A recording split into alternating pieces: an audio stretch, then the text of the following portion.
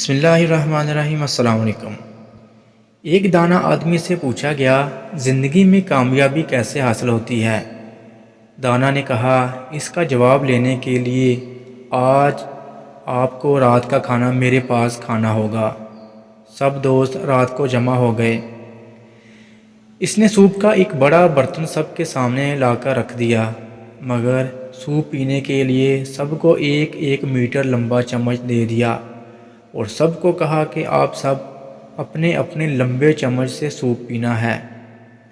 ہر شخص نے کوشش کی، مگر ظاہر ہے ایسا ناممکن تھا۔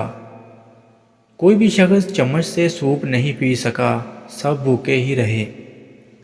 سب ناکام ہو گئے تو اس دانا نے کہا، میری طرف دیکھو۔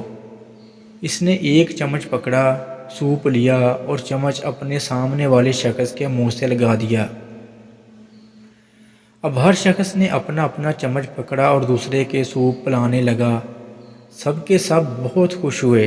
سوپ پینے کے بعد دانا آدمی کھڑا ہوا اور بولا، جو شخص زندگی کے دسترخوان پر اپنا ہی پیٹ بھرنے کا فیصلہ کرتا ہے وہ بھوکا ہی رہے گا، اور جو شخص دوسروں کو کھلانے کی فکر کرے گا وہ خود کبھی بھوکا نہیں رہے گا۔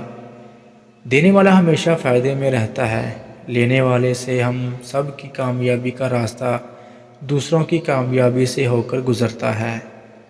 اللہ حافظ۔